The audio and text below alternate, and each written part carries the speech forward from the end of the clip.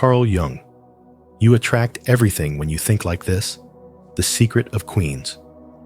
What you think, you become. What you feel, you attract. What you imagine, you create. This powerful truth, often echoed by visionary minds and deeply explored by Carl Jung, reminds you that your inner world is the architect of your outer reality. In today's video, Carl Jung, you attract everything. When you think like this, the secret of queens, we're going to uncover the mindset that empowers you to rise with clarity, confidence, and personal sovereignty. As you listen, I encourage you to reflect on your own experiences. Have you ever noticed how your thoughts shape the people, opportunities, and energy that enter your life? Share your answer in the comments below. And if you're ready to step into a mindset worthy of a queen, stay with us, because this may be the shift that changes everything. 1. The queen mindset is inner sovereignty, not ego.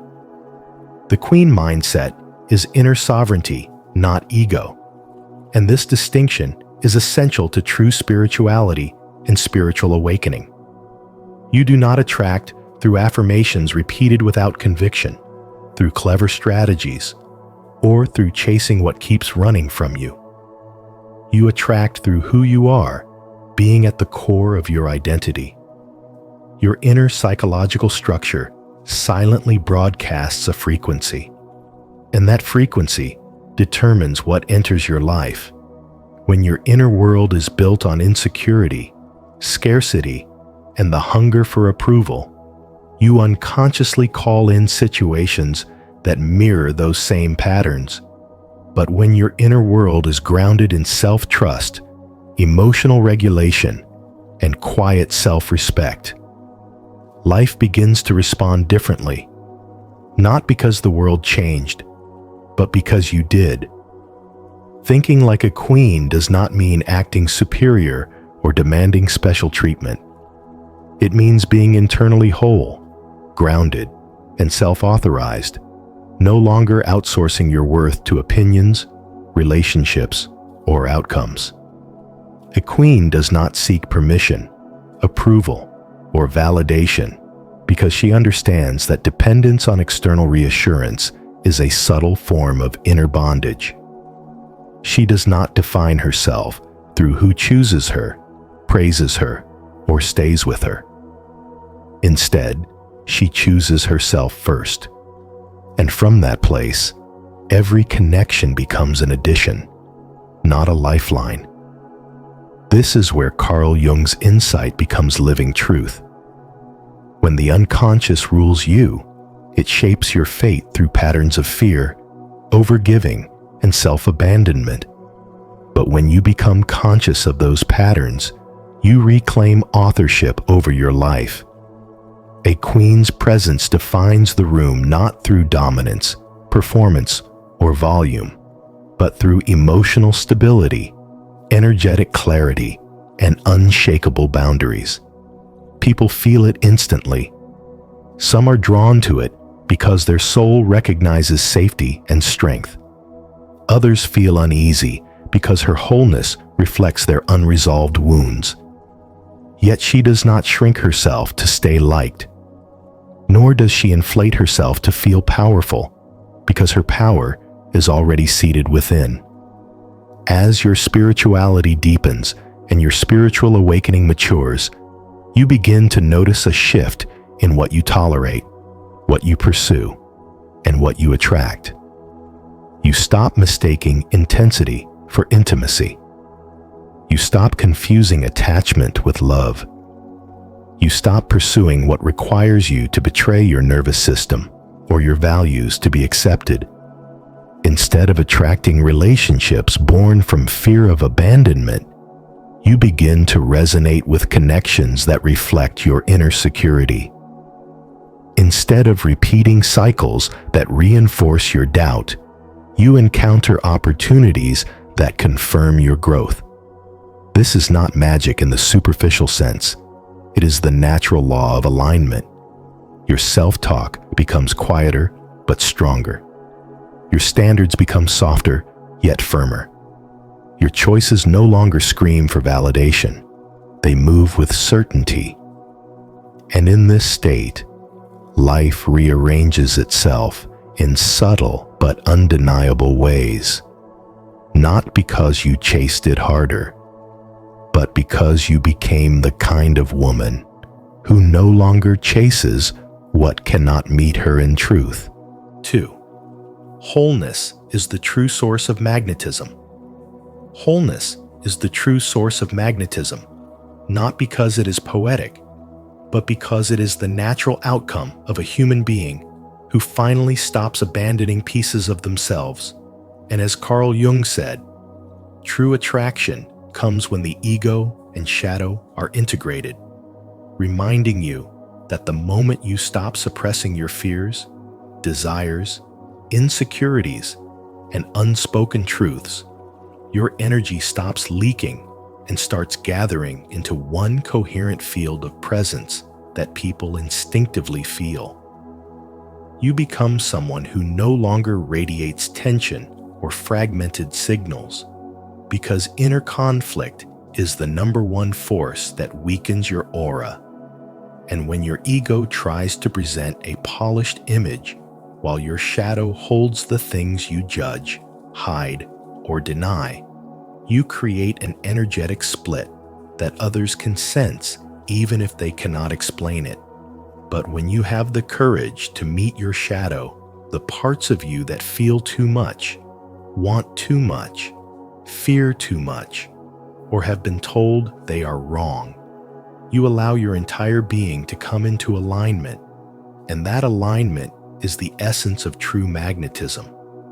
This is why people who embody deep spirituality and spiritual development can walk into a room quietly and still change the atmosphere, not because they are performing with confidence, but because they are no longer fighting themselves on the inside. They do not need to chase approval or manipulate perception. Their presence speaks before they do. Their energy feels steady, grounded, and emotionally clean. When the ego is no longer pretending and the shadow is no longer exiled, the whole inner system relaxes. Your nervous system becomes calm. Your eyes soften. Your intuition sharpens. Your voice becomes naturally assured. And this effortless coherence is what people are drawn to, a kind of psychological gravity created not by trying to be more, but by allowing yourself to be whole. You also begin to attract differently. When you are fragmented, you attract fragmentation, unstable relationships, inconsistent people, situations that mirror your own inner chaos. But when you integrate your fear, your anger, your ambitions, your vulnerability, and your strengths, you begin attracting from a place of clarity rather than desperation. You no longer want people to complete you. You want them to meet you. You no longer beg for emotional crumbs. You choose resonance. And while the world teaches you to perfect your image, spirituality teaches you to perfect your inner truth, because a polished mask without inner alignment has no magnetism, but a coherent soul does. This coherence is what creates the presence of a queen. A queen is not someone who demands attention. She commands it through alignment. Her boundaries are calm, not loud. Her energy is warm, but not needy. Her silence carries meaning. Her presence feels like someone who has walked through her own darkness and made peace with it instead of hiding it. And this is the spiritual development that Jung hinted at. The shift from being controlled by the unconscious to becoming aware of it, integrating it, and leading your life from inner unity rather than inner division. Until you make the unconscious conscious, it will direct your life and you will call it fate, he warned, reminding you that what you reject internally becomes what you chase externally. The deeper truth is that attraction is not something you perform. It is something you embody when nothing inside you is at war. When your energy is not leaking into fears, pretenses, and self-judgment, it becomes focused, grounded, magnetic. When you stop running from the parts of you that hurt, the parts of you that feel, and the parts of you that want, you step into a power that is not manufactured, it is remembered. And when you become whole, you attract whole experiences, whole relationships, and whole opportunities that reflect the person you have allowed yourself to become. Comment below, "I choose wholeness," if you're ready to activate your true magnetism and attract from within. 3. Most people repel abundance through unconscious fear. Most people unknowingly push abundance away, not because they lack potential, but because deep inside they carry an unconscious fear of being seen. And you may feel this in the subtle ways you shrink, hesitate, or silence yourself whenever life tries to expand you. This fear rarely announces itself directly. Instead, it hides beneath old childhood conditioning that taught you to stay small, avoid attention, and never take up too much space, as if visibility were something dangerous rather than natural. You may not realize it, but the fear of being seen, the fear of taking up space, and the fear of rejection often become the invisible chains that keep you waiting to be chosen, waiting for someone else to grant you permission to step into the light.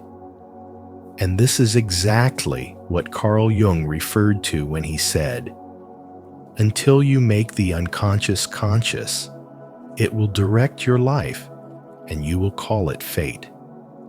When you carry these fears into adulthood, your energy becomes conflicted. You say you want abundance, but a quiet part of you is terrified that success will bring judgment, that growth will bring abandonment, or that visibility will expose you as unworthy. So you end up sending the universe a mixed signal, one hand reaching forward while the other pulls you back. This contradiction is what spiritual wisdom teaches us to dissolve, because your outer reality always mirrors the truth of your inner world. You may remember being praised in childhood for being agreeable, quiet, or easy to manage rather than bold, expressive, and authentic. And your nervous system learned that safety comes from shrinking, not shining. So now, whenever you think about asking for more, raising your standards, or stepping into a bigger version of yourself, your body responds with old memories of criticism, punishment, or emotional withdrawal, and you hesitate before you even begin. This is how a woman who is powerful at her core becomes conditioned to wait, waiting for reassurance, waiting for approval, waiting for someone to choose her and confirm that she deserves what she desires. But this waiting energy does not attract abundance. It repels it. Abundance responds to the energy of ownership, not passivity, because life expands for the person who expands themselves and contracts for the person who hides. Jung's process of individuation calls you out of this old, childlike posture and into a sovereign one, the posture of a woman who recognizes her inner authority and gives herself the permission she once waited for others to provide. And this is where everything changes, because a queen chooses herself first. Choosing yourself is not ego, it is integrity. It means refusing to apologize for your desires, your brilliance, or your presence. It means no longer making yourself small to soothe other people's insecurities. It means allowing yourself to take up the space that life already intended for you. Great teachers echo this truth across cultures. The ancient proverb reminds us that, as you think in your heart, so are you. And Rumi's words whisper, you were born with wings. Why prefer to crawl through life? These teachings align beautifully with the spiritual wisdom of Carl Jung. When you stop waiting to be chosen and start choosing yourself, your energy rises into its rightful place. An abundance which has always been circling you finally finds a place to land. Life rearranges itself around the woman who refuses to reject herself. When you honor your worth, when you embrace visibility, when you allow yourself to exist fully without shrinking, you stop repelling abundance and begin magnetizing it effortlessly. 4. Individuation is the path from insecure to magnetic. Individuation is the inner journey that transforms insecurity into magnetism. And Carl Jung showed that this transformation begins the moment you stop living as a reactor to life and start rising as a creator of your reality. Because when you shift from reacting to everything around you to consciously shaping your thoughts, feelings, and responses, you reclaim your power, and your energy stops leaking into fear, doubt, or the need to be validated. Jung often said, the privilege of a lifetime is to become who you truly are. And this truth becomes the foundation of spirituality and spiritual awakening. For the moment you begin to understand yourself as the one who creates direction rather than the one who merely survives circumstance, the entire structure of your inner world changes. Your decisions become intentional instead of emotional reflexes. Your boundaries become clearer, and your mind becomes steady enough to influence the energy around you rather than being shaped by it. This evolution deepens when you move from living as an object to living as a subject, because as long as you see yourself through other people's eyes, you become trapped in their projections, their opinions, and their expectations, shrinking or performing depending on who is watching. But when you rise as the subject, you stop handing out your self-worth for others to measure. You stand in your own perception, and your emotions shift from being evidence of weakness to becoming messages of truth that guide you toward alignment. And when this shift takes root, something profound happens. Your nervous system calms, your voice stabilizes, your posture changes, and without forcing anything, people begin to feel your presence in a new way. Not because you are demanding attention, but because your energy is finally centered within you instead of chasing approval outside of you. This leads into the most powerful transformation. Jung emphasized the movement from seeking approval to living from inner authority, because approval seeking keeps you in a constant loop of emotional negotiation, adjusting your behavior to stay liked, accepted, or safe, while inner authority comes alive the moment you start trusting your own instincts, your own timing, and your own inner voice, even when it doesn't please others. And this is the moment your soul stops asking permission to exist. Jung understood that true maturity begins when you can stand alone without collapsing into loneliness. For spiritual awakening often requires you to release old identities, outdated relationships, and the versions of yourself that survived by self-abandoning. Yet as those layers fall away, a quiet magnetism rises within you, one that doesn't chase connections, success, or validation. but naturally draws them toward you through the coherence of your thoughts, your actions, and your presence. This is the secret of queens. They attract not because they try, but because they embody alignment. They speak with clarity because their inner world is no longer in conflict. They walk with confidence because they are rooted in who they are instead of who others want them to be. And as your thinking becomes more grounded, intentional, and self-directed, your entire energetic field shifts. Your desires gain weight, your intentions gain direction, and your presence gains the kind of quiet power that life responds to effortlessly. In this integrated state, you no longer merely want a better life. You become the version of yourself capable of receiving it, and your outer world slowly rearranges itself to match the inner wholeness you have been building. Do you believe this? If so, affirm it in the comments. I am becoming whole, and my energy is magnetic. 5. You attract what matches your inner state. You attract what matches your inner state, whether you are aware of it or not. And this truth quietly shapes every relationship you experience. When there is inner chaos, chaotic relationships naturally appear full of emotional turbulence, misunderstandings, instability, and repeated conflict, because disorder inside always seeks a familiar reflection outside.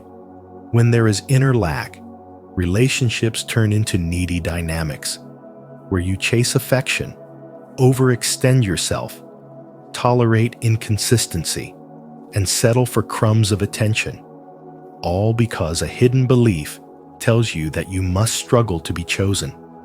But when there is inner wholeness, something fundamentally changes. You no longer attract chaos or desperation.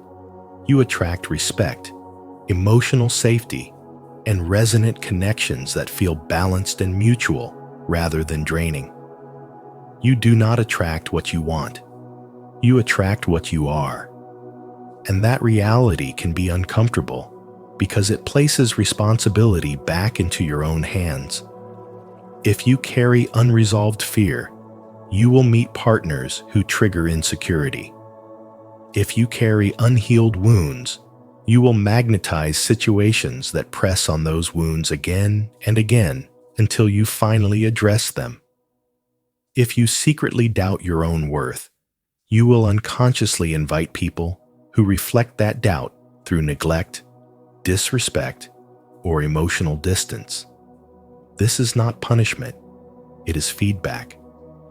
Your life is constantly giving you information about where your inner world still needs attention. This is where spirituality and spiritual development stop being abstract ideas and become lived daily practice. Because every interaction becomes a mirror, asking you to look inward rather than outward for the true cause. When inner wholeness begins to take root, your energy shifts without effort. You stop explaining your boundaries. You stop chasing attention. You stop accepting behavior that feels misaligned with your values. You no longer build relationships from fear of loss, but from a quiet sense of inner stability. People respond to that stability. They feel it in how you speak, in what you tolerate, in what you walk away from, and in what you choose to engage with. Respect no longer feels rare because you are no longer broadcasting. Resonant connections appear not as a reward, but as a natural consequence of alignment. The relationships that remain are not based on anxiety or emotional bargaining, but on shared values, mutual presence, and grounded affection. As your spiritual development deepens, you begin to notice patterns with clarity rather than confusion. You see how every relationship reflects a belief you once held about yourself. You recognize that your nervous system, not just your desires, shapes who you feel drawn to. You realize that healing is not about becoming perfect, it is about becoming honest. And in that honesty, you slowly release the need to be chosen, validated, or rescued. You begin choosing yourself instead. From that place, everything outside starts to reorganize.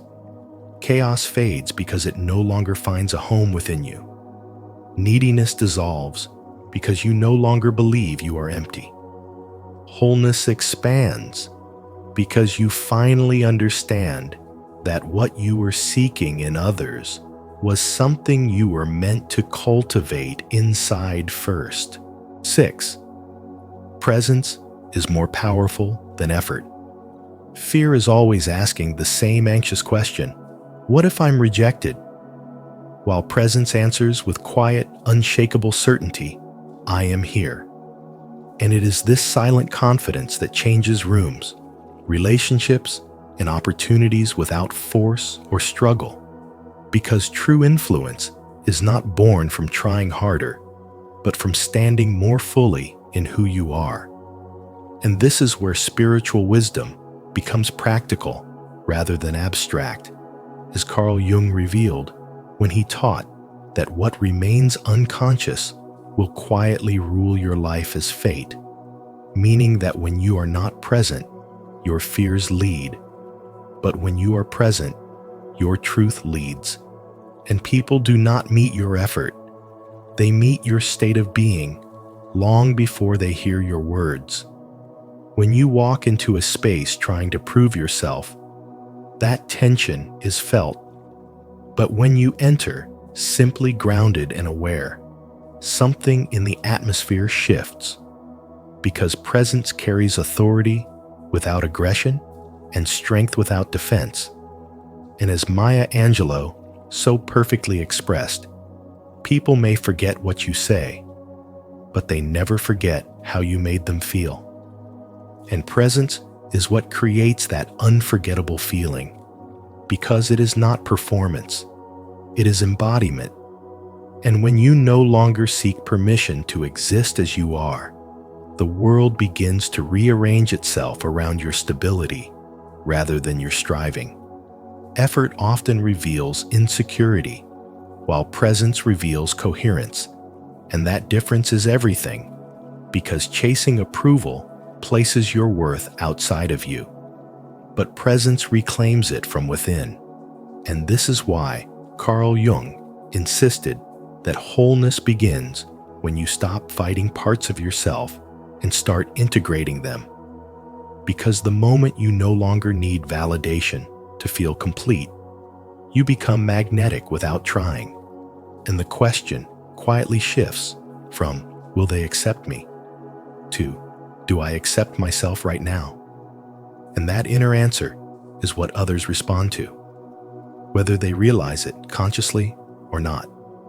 Presence also transforms rejection itself, because when your identity is rooted in awareness instead of approval, rejection no longer defines you. It simply redirects you.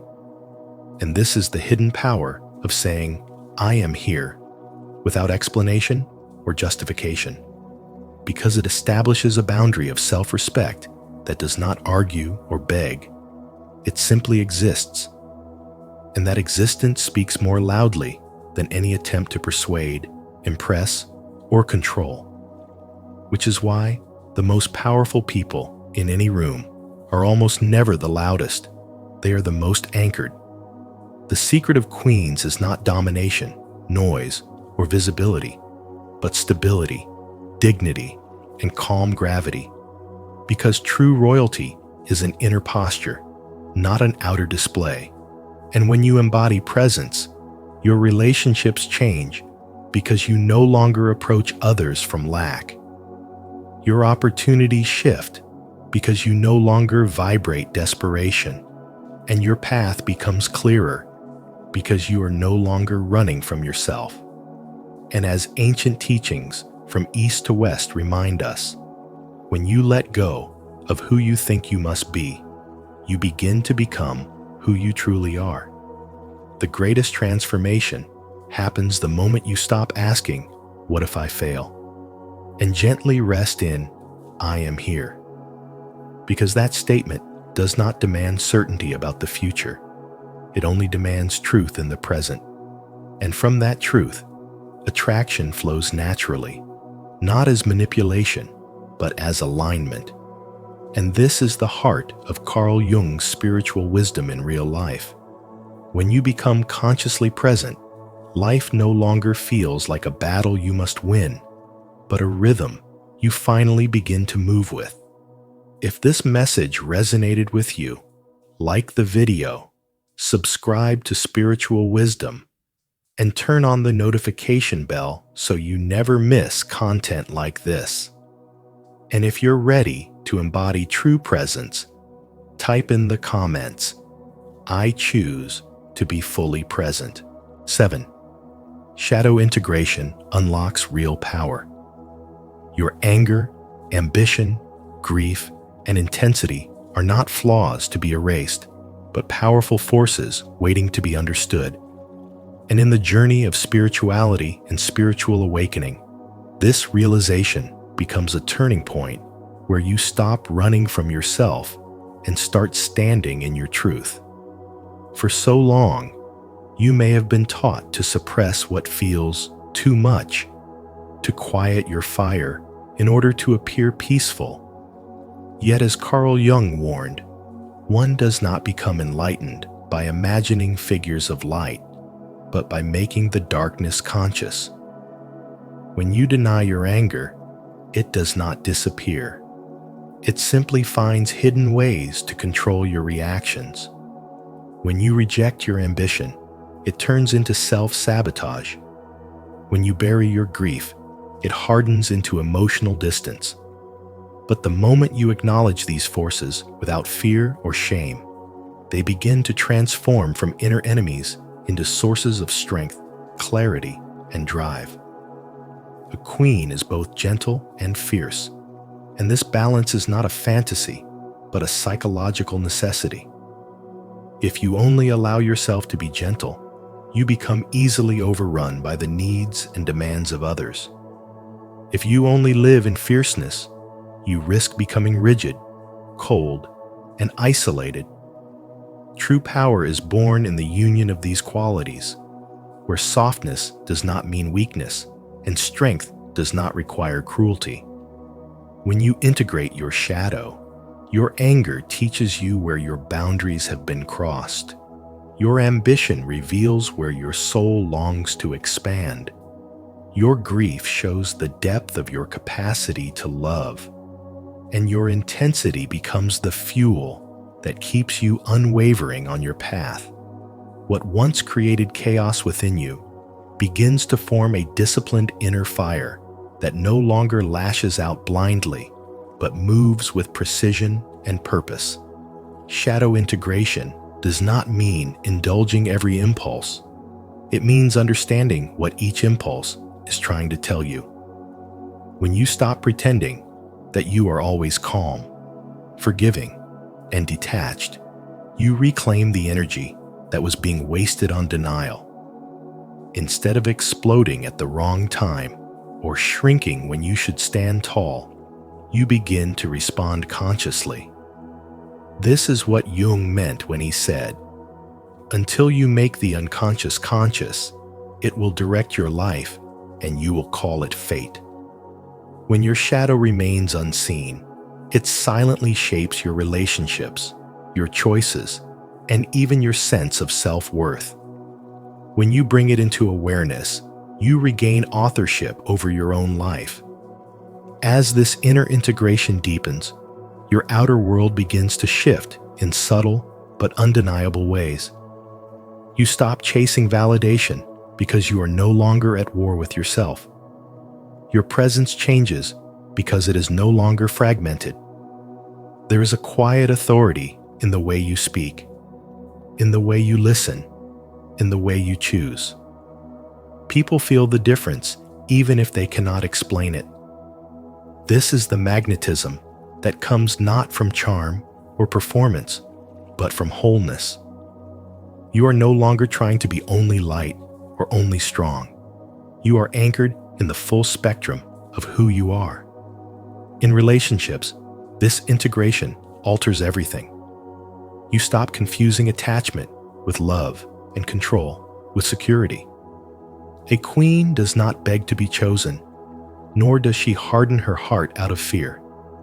She stands in self-respect and allows only what resonates with her truth to remain.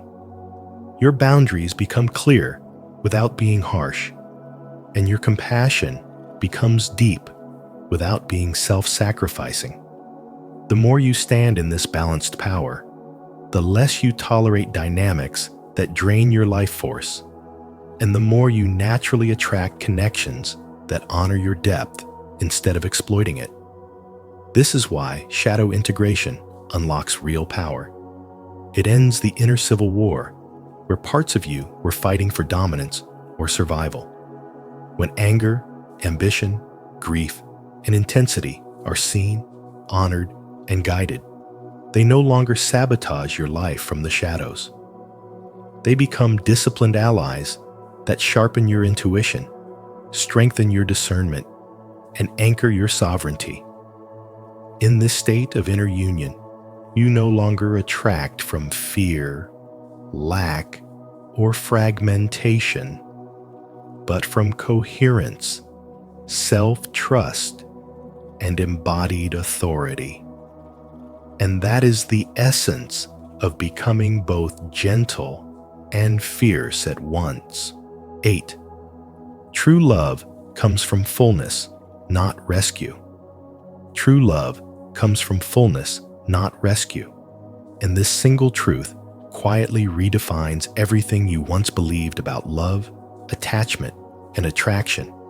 Because the moment you stop trying to save others, you begin to save yourself from the slow erosion of self-worth that comes from overgiving, over-functioning, and over-explaining your value.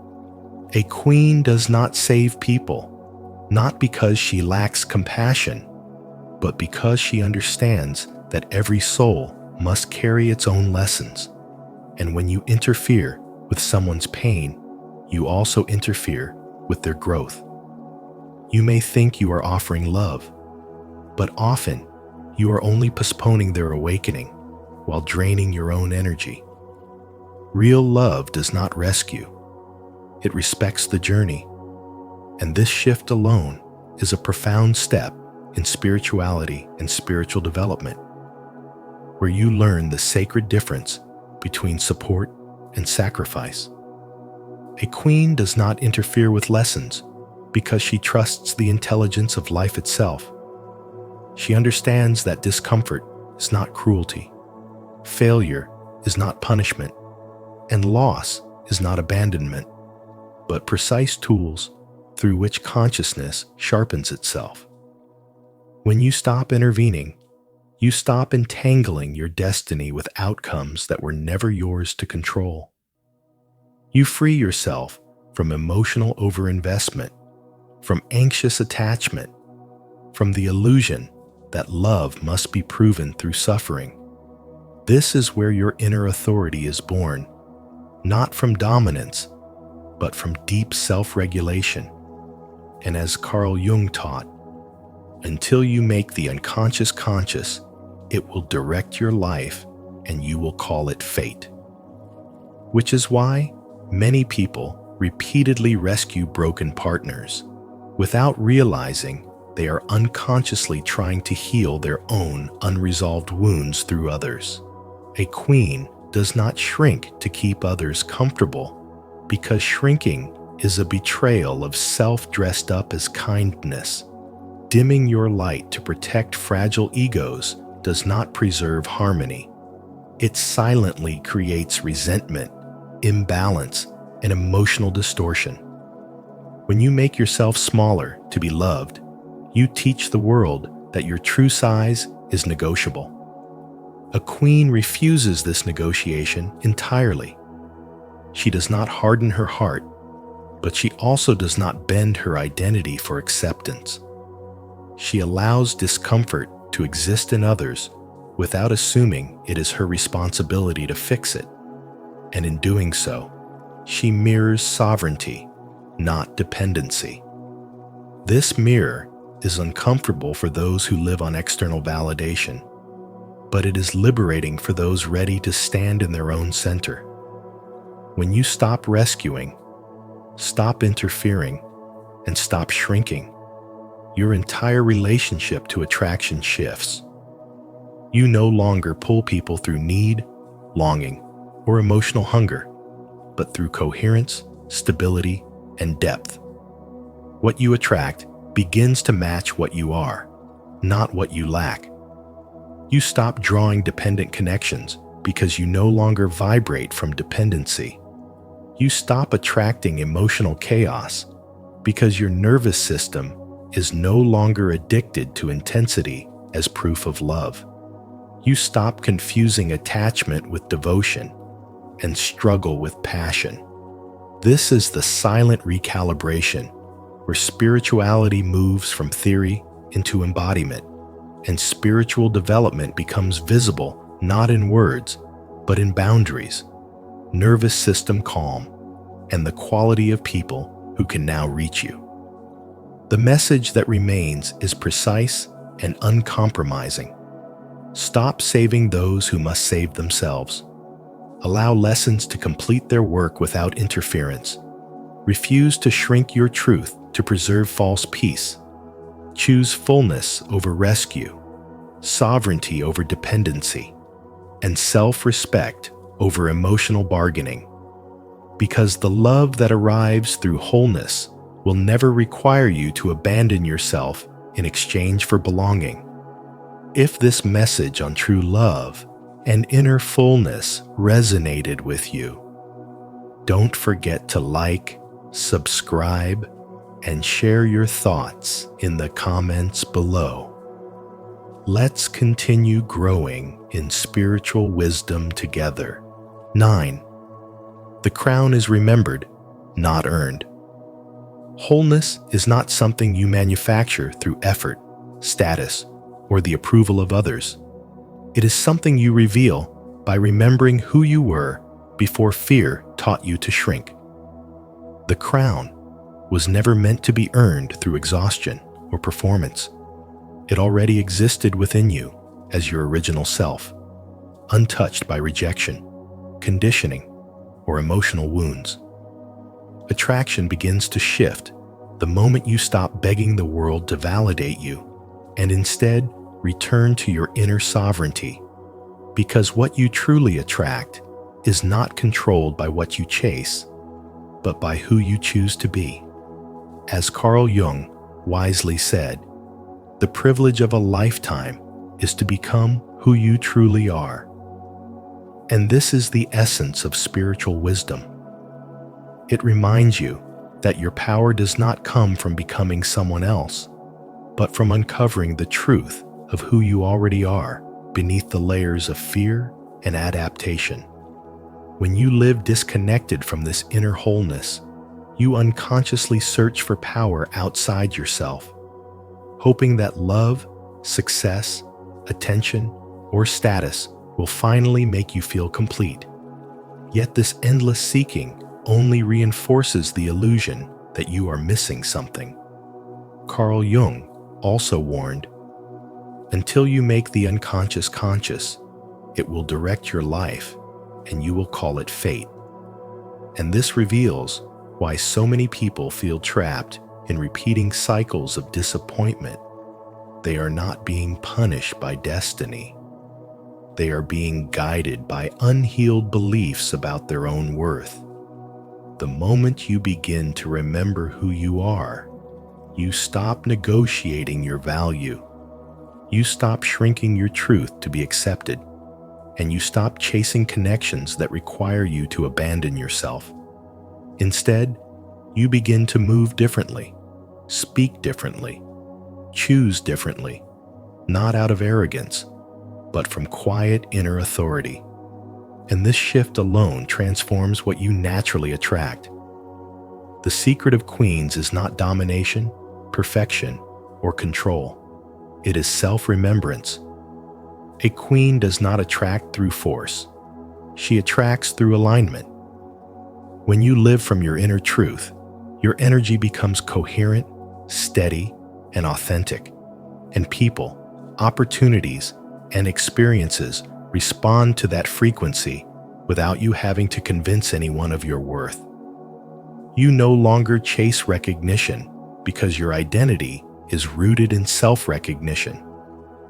You no longer beg for love because your presence is grounded in self-respect. This is the moment when attraction becomes effortless, because it is no longer driven by lack, but by fullness. Spiritual wisdom teaches that everything changes when you live from internal truth rather than external approval. And Carl Jung's teachings consistently point to this same truth. What you seek outside is always a reflection of what you have yet to integrate within. When you remember your crown, you stop performing for the world and start embodying your truth. And from that place of wholeness, life responds, not because you demanded it to, but because your inner world has finally come into alignment with your outer reality. In the end, Carl Jung reminds us that the world does not respond to what we want. It responds to what we are. When you master your inner dialogue, self-worth, emotional discipline, and identity, you no longer chase outcomes. You naturally attract them. This is the true secret of queens. They do not beg for validation. They become the standard. When you shift your inner state, your reality reshapes itself to match your mind. If this message resonated with your soul, don't forget to share it with someone who needs this awakening. Subscribe to Spiritual Wisdom and turn on the notification bell so you never miss our future videos on psychological mastery and spiritual power. Choose a chair and discover the hidden self you've been avoiding. Until you make the unconscious conscious, it will direct your life and you will call it fate. Carl Jung. Today on Spiritual Wisdom, I invite you to pause for a moment and choose a chair. Yes, just a chair. And watch how that simple choice reveals the hidden part of yourself you've been avoiding. Which one speaks to you? Which one pulls you closer without explanation? As you watch this video, I encourage you to reflect deeply and comment below. What did your choice uncover about you? Your intuition is always whispering truths about your inner world, truths that can guide your personal growth, emotional healing, and everyday happiness. Let's explore them together. 1. The minimalist chair, the hermit, contemplator archetype. When your attention is drawn to the minimalist chair, it reveals the hermit or contemplator archetype within you, an energy shaped by your deep craving for peace, simplicity, and emotional stability. This attraction is never accidental. It comes from a soul that has learned through experience that quiet is not just pleasant, but necessary. Often, those who choose this chair grew up in environments marked by unpredictability, emotional suppression, or subtle chaos, where the loudest storms were the ones no one talked about. In those early years, silence became your refuge, order became your safety, and self-reliance became the only reliable ground beneath your feet. These patterns didn't form overnight. They were shaped by years of learning how to stay calm when the world around you wasn't, how to minimize your presence to avoid conflict, and how to build inner stability when external stability was never guaranteed. From this foundation, the hermit archetype emerged with remarkable strengths: deep introspection, emotional sensitivity, and a natural ability to perceive the truths that others overlook. You carry a clarity that comes from observing rather than reacting, from understanding rather than absorbing, and from sitting with your emotions long enough to hear what they are trying to tell you. This is a gift of spirituality that reveals a soul already walking the path of spiritual awakening, one who finds meaning in stillness and wisdom in simplicity. The minimalist chair symbolizes your quiet power, the part of you that knows inner peace is not something found, but something built, choice by choice, breath by breath, moment by moment. But even this gentle archetype carries a shadow. The same instinct that protects you can also isolate you. Your love of solitude can slowly become emotional distance. Your desire for calm can turn into a fear of intensity. And your deep need for stability can make you avoid situations where you cannot predict the outcome or control the emotional temperature.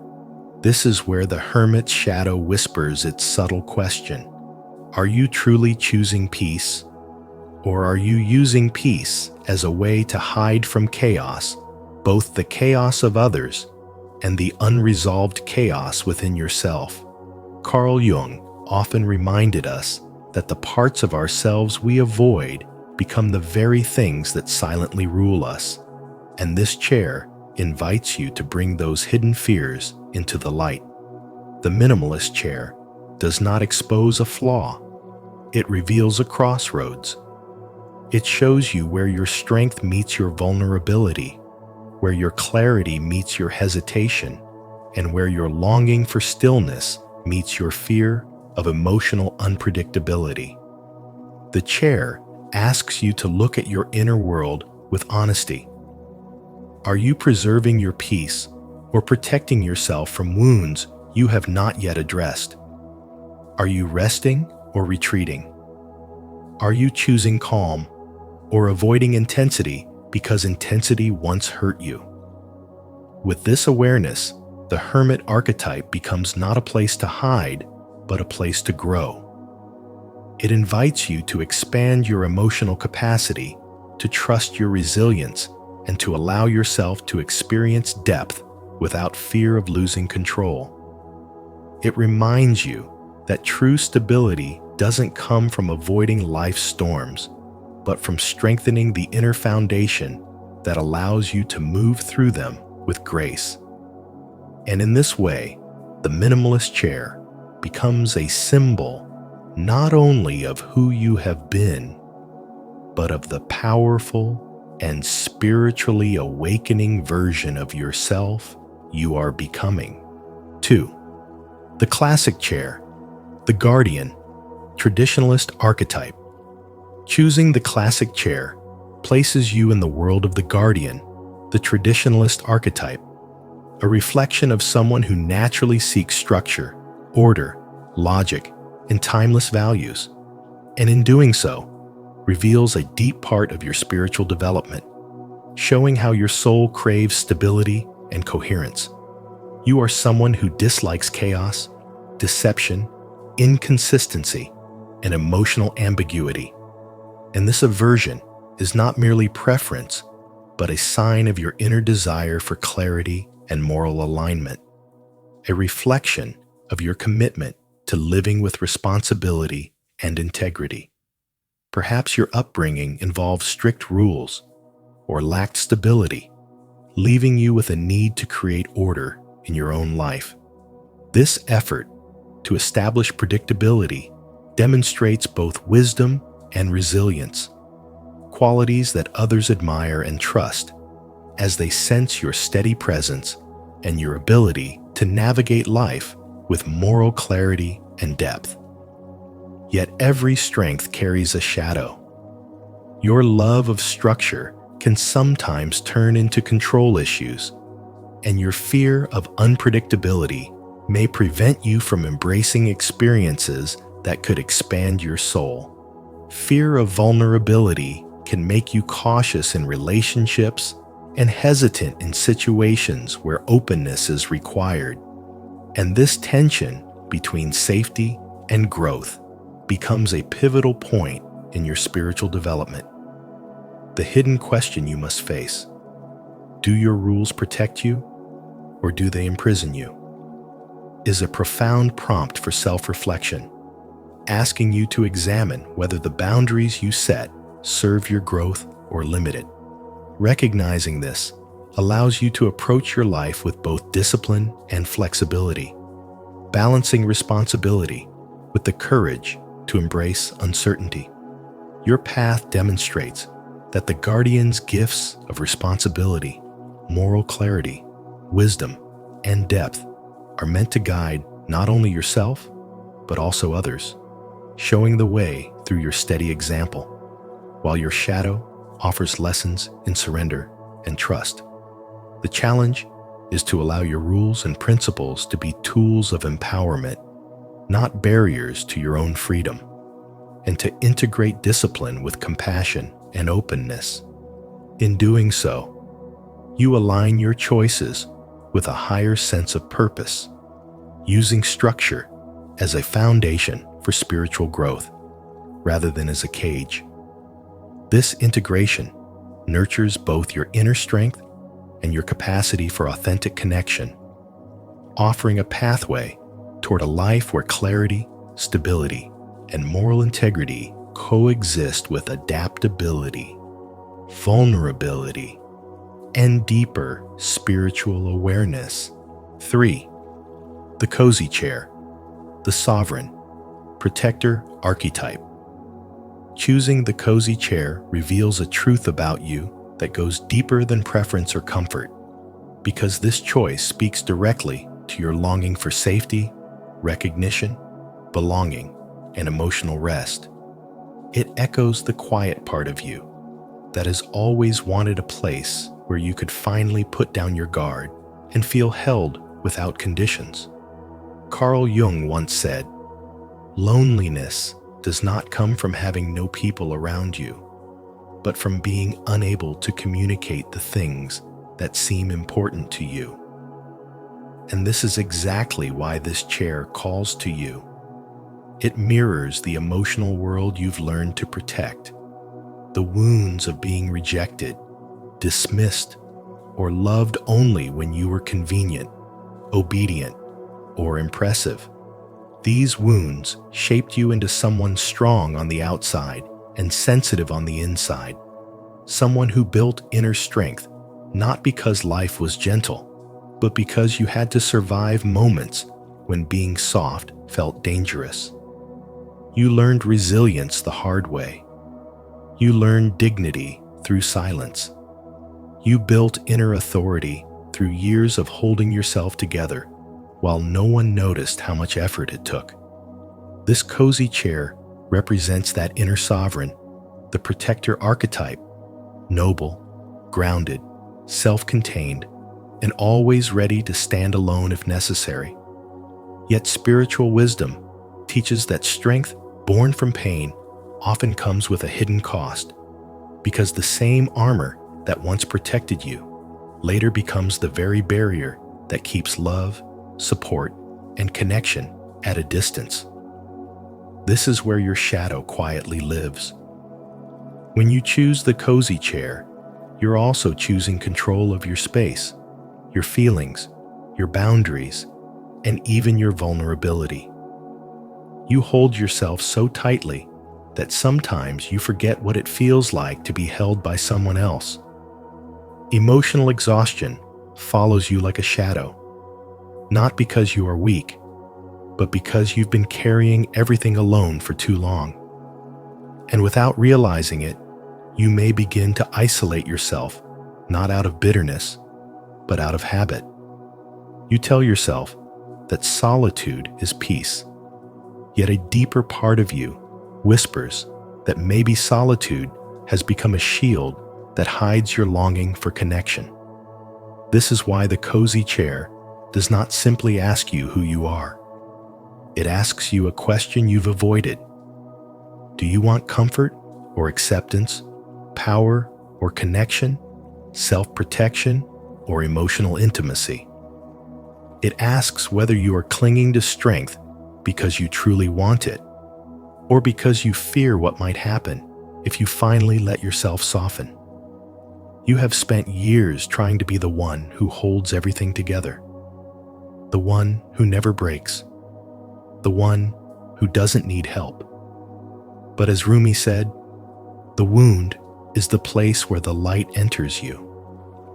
And the moment you begin to honor your need for connection, the universe sends you people who want the real you, not the armored you, not the perfect you, not the untouchable you.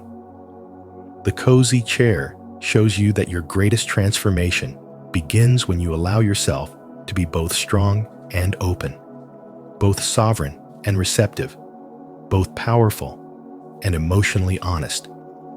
Because true strength is not the refusal to feel, it is the courage to let yourself be seen fully and without fear. 4. The expressive chair, the eternal child, creator archetype. When you are drawn to the expressive chair, you are revealing a part of yourself that has always longed to breathe freely, because at your core, you crave freedom, creativity, authenticity, and emotional expression in a world that has often told you to quiet down, shrink yourself, or soften your colors. This choice reflects the eternal child and creator archetype within you, the inner spark that still believes life is meant to be felt, explored, and expressed with vivid honesty, acting as a reminder that your soul speaks through art, emotion, movement, and imagination. You've likely been judged as too much, too emotional, too colorful, or too dramatic. Yet the fact that you still gravitate toward this expressive seat shows a truth you can't deny. A piece of you refuses to let your light be dimmed, no matter how many times others tried to tame the beauty of your wild spirit. This archetype gives you a strength that many people secretly envy. Your originality, your inner magic, your emotional vibrancy, your ability to turn ordinary moments into meaning, and your natural gift for sensing the emotional energy beneath the surface, making you someone who can transform pain into poetry and silence into creativity. And even though this sensitivity is part of your power, it is also part of your spiritual awakening, because it teaches you to interpret the world not just through logic, but through intuition, symbolism, and the subtle language of the heart. Yet every strength carries a shadow, and the shadow of this expressive soul is the fear that silence might expose wounds you've spent years covering with colors, jokes, creativity, or constant movement. You may use art or emotional performance as a shield, filling your days with noise so you don't have to feel the ache of loneliness, rejection, or the fear of being unseen. There is a part of you that worries that if you ever stop shining so brightly, people might stop noticing you altogether, not because you want attention, but because you long for recognition, the kind that sees your soul, not just your expression. This is where the powerful, hidden question of the expressive chair emerges and asks you to look inward. Is your expression an act of self-love, or is it a shield you built to survive? If it is rooted in love, it nourishes you. It aligns with your truth. It feels like a natural extension of who you are. Your creativity becomes a sanctuary rather than a mask, and your emotions flow without overwhelming your identity. But when expression becomes armor, it drains you, leaving you restless, anxious, or endlessly performing a version of yourself that is loud enough to hide the quieter parts you fear will be ignored. And this is where your spirituality guides you deeper. urging you to recognize that the path to spiritual awakening is not about dimming your color or disciplining your emotional nature, but about letting your expression come from wholeness instead of wounds, and allowing yourself to be seen even in your softness, your pauses, your uncertainties. This chair reminds you that your inner child and creator archetype do not want you to disappear into performance. They want you to embrace the full spectrum of who you are, especially when no one is watching. It teaches you that you do not have to shout to be heard, nor exaggerate to be valued, nor entertain to be loved. The expressive chair whispers that your emotions are sacred, your creativity is medicine, and your authenticity is your true power, but only when it rises from self-acceptance rather than self-protection. And the moment you begin to honor your expression as a form of self-love rather than survival, you step into a deeper level of spiritual awakening, where your presence becomes real, your creativity becomes healing, and your soul finally feels seen, even in the quietest room. 5. The resistant chair, the warrior, hermit archetype. The resistant chair reflects the essence of the warrior hermit archetype, revealing a part of you shaped by strength, independence, endurance, and an instinctive need for protection.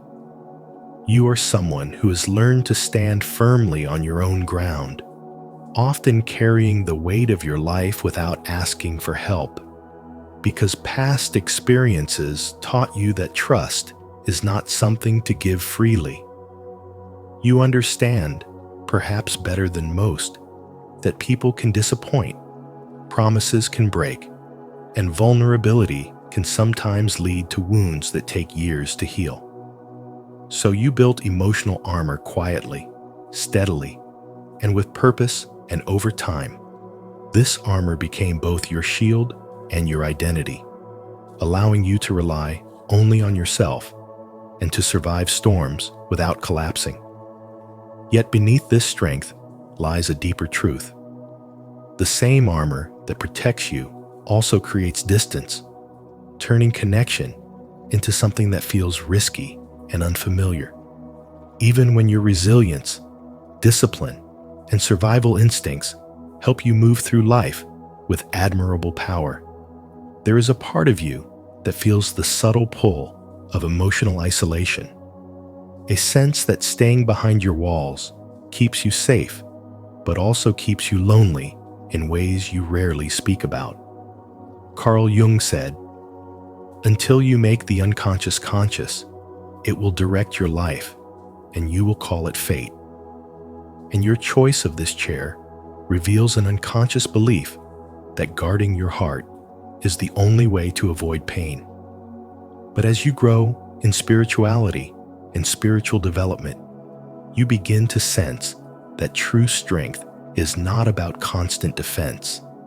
It is about knowing when openness is safe, when softness is wise, and when letting someone in does not mean losing control. This archetype invites you to question whether your armor is still serving you, or quietly limiting what your soul truly longs for.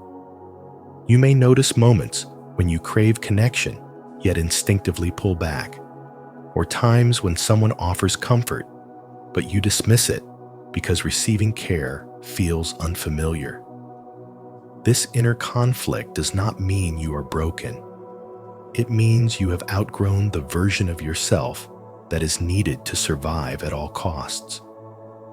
Your spirit is now asking you to grow through balance to honor your inner warrior, while allowing your inner human to breathe, feel, and connect. The hidden question, is your armor protecting you or keeping love out, becomes the doorway to your transformation. If you look closely, you will see that your strength is already proven. What your heart needs now is permission to rest, to trust selectively, and to experience connection without fear.